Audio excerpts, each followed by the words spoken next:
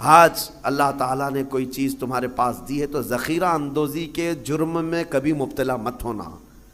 ذخیرہ اندوزی کا مطلب یہ کہ خزانے جمع کرتے رہو کرتے رہو۔ قرآن کہتا ہے والذین یکنزون الذهب والفضة ولا ينفقونها فی سبیل اللہ فبشرهم بعذاب علیم۔ اللہ فرماتا جو خزانہ جمع کر رہے ہیں، سونا چاندی ذخیرہ کرو ذخیرہ کرو، تمہیں جتنا جمع کرنا ہے جمع کرو، لیکن اس کا حق ادا نہیں کیا، اس کی زکوٰۃ نہ نکالی۔ اللہ فرماتا ہے اے حبیب ان لوگوں کو بشارت دے دیں دردناک عذاب کی۔ یوم یحمى علیہا فی نار جہنم فتکوی بہا جباہہم وجنوبہم وظہورہم ھذا ما کنزتم لانفسکم فذوقوا ما کنتم تکنزون۔ قیامت کے دن اللہ فرما رہا ہے اس دن آگ تپائی جائے گی جہنم کی، اور پھر یہ جو لوگ ذخیرہ اندوزی میں ملوث تھے ان کی پیشانیوں کو داغا جائے گا، ان کی پیٹھ کو داغا جائے گا، ان کے دونوں بازوؤں کو داغا جائے گا، اور پھر ان سے کہا جائے گا چکھو یہ تمہارا وہی مال ہے جس کو تم جمع کر کے سانپ کی طرح بیٹھے رہتے تھے۔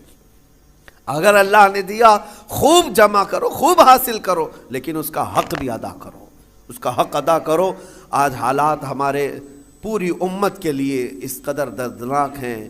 میں ایک ریکویسٹ کر کے اپنی گفتگو کو ختم کرتا ہوں۔ افطار روزانہ کرتے ہیں، دسترخوان پر بیٹھتے ہیں تو جب کھجور اٹھائیں، ہو تو نہیں سکتا، ہماری طاقت نہیں ہے کہ ہم چل کر کے ملک شام پہنچ جائیں، چل کر کے ابھی ہم عراق پہنچ جائیں، چل کر کے ابھی ہم یمن چلے جائیں، لیکن دسترخوان پر کھجور اٹھا کر بارگاہ رب العزت میں یوں تو کہہ سکتے ہو مولا مجھے تو نعمتیں کھلا رہا ہے، تیرے حبیب کی امت میں چھوٹے بچے بھوک سے بلک رہے ہیں، اے اللہ تو نے مجھے کھجوروں کی نعمت دی ہے، اے کریم خدا ان پر تو اپنا خانے نعمت وسیع فرما دے، میرے حبیب کی امت پر تو رحم کی چادر پھیلا دے، ان کے آزمائش کے دنوں کو تو مولا اب ختم فرما دے۔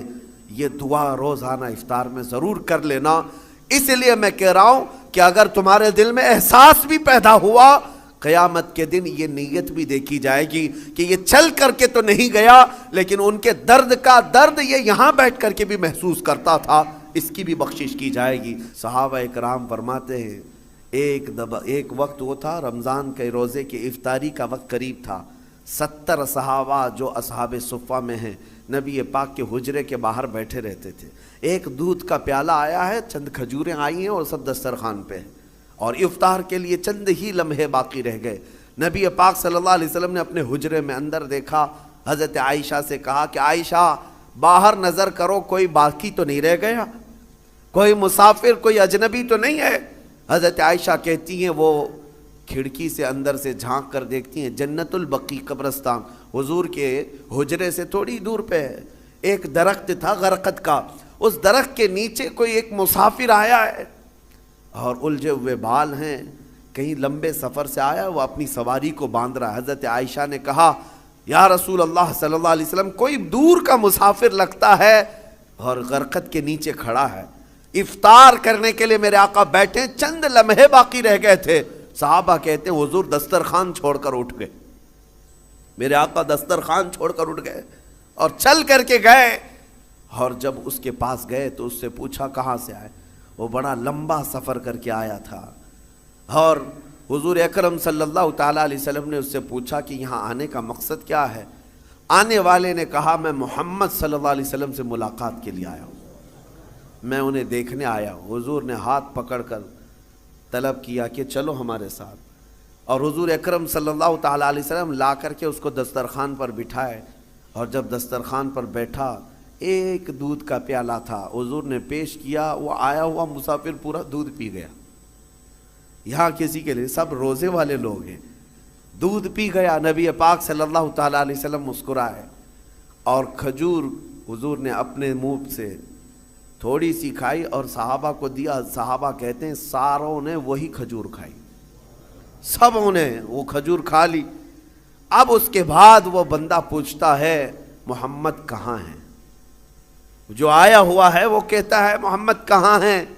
نبی پاک صلی اللہ تعالیٰ علیہ وسلم نے اس وقت تک اسے احساس ہونے نہیں دیا میں اللہ کا رسول، سب سے پہلے اس کا پیٹ بھر جائے، سب سے پہلے اس کی ضرورت پوری ہو جائے۔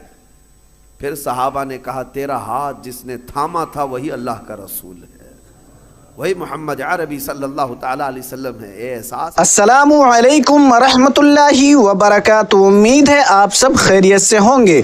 मेरे अजीज दोस्तों, आपने अभी जो बयान सुना, इसमें हमें बहुत गहरा और संजीदा पैगाम दिया गया है।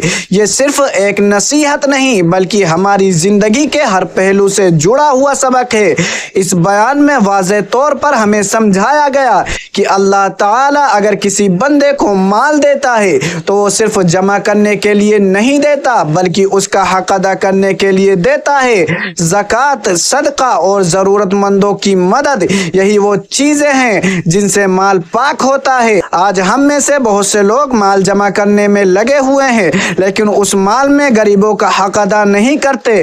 कुरान हमें खबरदार करता है कि जो लोग सोना चांदी जमा करते हैं और अल्लाह की राह में खर्च नहीं करते उनके लिए सख्त अजाब है। लिहाजा हमें चाहिए कि हम अपने माल को सिर्फ अपने लिए ना रखें बल्कि उसमें दूसरों का हिस्सा भी निकालें। इस बयान में हमें यह भी सिखाया गया कि अगर हम खुद किसी की मदद नहीं कर सकते तब भी हम एहसास रख सकते हैं।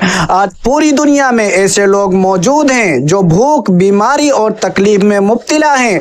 हम शायद उन तक खुद ना पहुंच सकें लेकिन हम अपने दस्तरख्वान पर बैठकर उनके लिए दुआ तो कर सकते हैं। जब हम इफ्तार करें, जब हम कोई नेमत खाएं तो हमें उस वक्त दूसरों को भी याद करना चाहिए। यही एहसास, यही दर्द अल्लाह के नज़दीक बहुत कीमती है। फिर हमें नबी करीम सल्लल्लाहु अलैहि वसल्लम की सीरत से भी एक बहुत बड़ा सबक दिया गया। आप सल्लल्लाहु अलैहि वसल्लम ने हमेशा दूसरों को अपने ऊपर तरजीह दी।